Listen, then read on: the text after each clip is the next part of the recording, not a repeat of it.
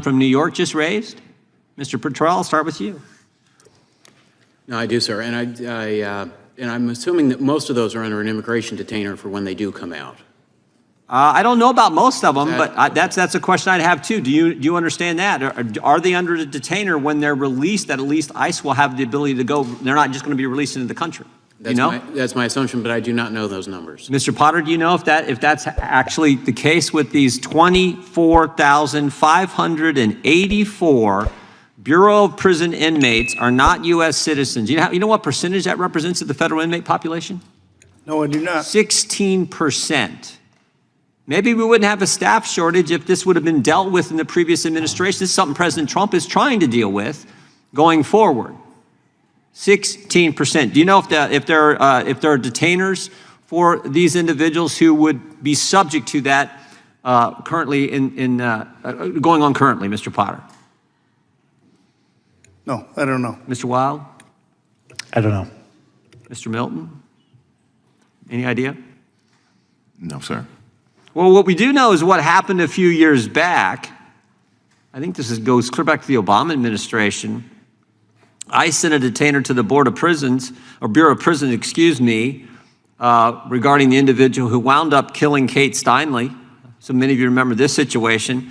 The BOP didn't honor that, instead released this individual to San Francisco, to law enforcement there, who then, to the jurisdiction there, who then released this guy to the streets, who wound up killing Kate Steinle. So I think this is something that we should look at here, this huge part of the population in our federal prison who are not citizens. And again, I appreciate the work. We've known about prison fellowship for forever and the good work you all do. We appreciate the work you're doing with inmates. But I think this is one area where we could make some change. And again, I think the Trump administration is seeking to do that, and certainly not following, well, we're not having near the migrants come to the border now that were coming in the previous administration, but certainly not releasing people into the country like was done before, which then gave the opportunity for this situation to happen with some of these individuals. Any comments on that? Mr. Potter. I think they may help the situation, but I think restoring collective bargaining unit rights is an important issue. Treating people like professionals is also important. So do I think it'll solve the staffing problem? I don't think it'll solve the staffing problem. I think there's a systematic issue here. And I think when it comes to how you value the people that work there and how they feel valued is what's going to keep them there. Fair enough. Any other thoughts from the rest of the panel? Not, I'll yield back to them. I'll yield my time back. I'll yield my remaining time to the chair. Thank you, Mr. Chairman. I now recognize Ms. Crockett. Thank you so much, Mr. Chair. Okay, I don't really know where to begin. We've got a lot of ground to cover in about 5 minutes, so let's go. I've got 3 statements that I want to know if you agree or disagree with, and I want to just go down the row. Yes or no? Does cutting pay typically assist in recruiting a workforce? Yes or no? No. No. Generally, no. No. Thank you. It sounds like a low IQ implementation to me. So let's go to the next one. Does poor working conditions assist with recruitment? Yes or no? No. No. No. No. Sounds like another low IQ implementation to me. And finally, I'm going to start with Mr. Potter because I don't know how this is going to go. Does union busting help with recruitment? No. I know nothing about unions whatsoever. I'm Okay. sorry. I don't know anything about unions either. Okay. No. Okay, so again, another low IQ implementation. I just want to be clear that the American people should know that these are all Trump 2.0 policies. So when we say that he's failed, let me tell you, we got receipts, and those are some of the receipts. So when we start talking about this pay, I think that we've talked about the fact that there was a 25%, up to a 25% cut in recruitment bonuses or retention bonuses, but I want to make sure that people understand the numbers. I want y'all to know what the numbers are. It looks like on average in 2023, the average CO for the BOP made $57,000. So now we're talking about potentially up to a 25% cut in that. Now let's transpose that with what they don't want to talk about is what we did last week, which was reconciliation, where in their bill, they decided that they wanted to add this big number as an increase for bonuses for ICE agents. What that translated to was bonuses of approximately $44,000 for each ICE agent. So we're talking about ICE agents getting an additional $44,000 per person, while on average, when we talk about our COs at the BOP only making $57,000 and talking about cutting up to 25% of that. That is why we're outraged. That is why we say that this is a joke, because you can't sit here and continuously underfund an agency and then expect it to overperform. So let's talk about the underfunding.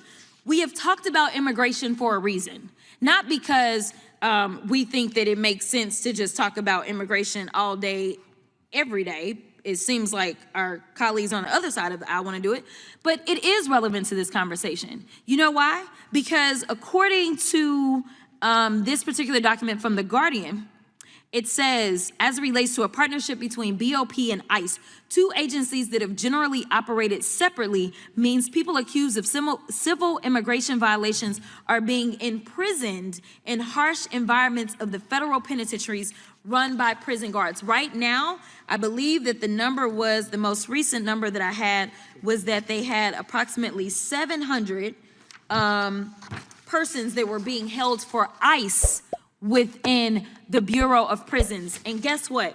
Do you think they gave the BOP any extra dollars to be able to take care of those folks? They didn't. I'll help you. It says Congress provided no increase to the BOP's salaries and expenses account in fiscal year 2024, despite the staffing crisis that has been linked to prisoner deaths and a cascade of operational problems at the agency. So, we talked about rape, so let me get to rape.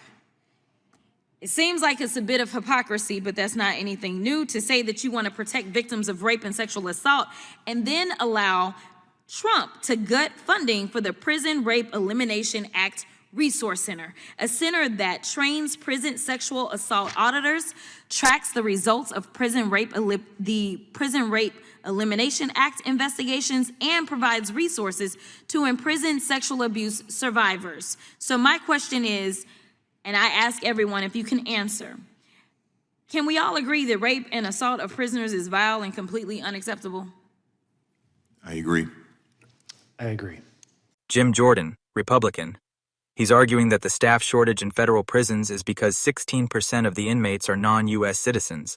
He blames past administrations for not dealing with immigration and suggests this is the real problem, not things like pay or working conditions.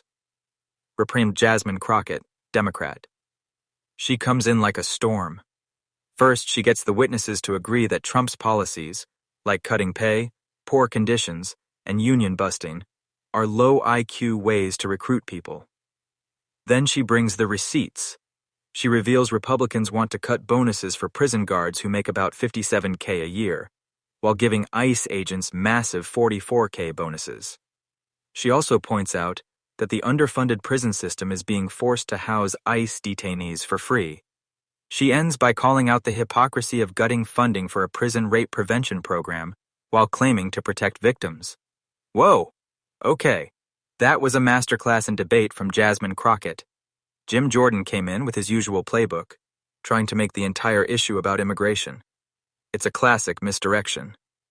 But then Crockett gets the mic, and you can just feel the energy shift.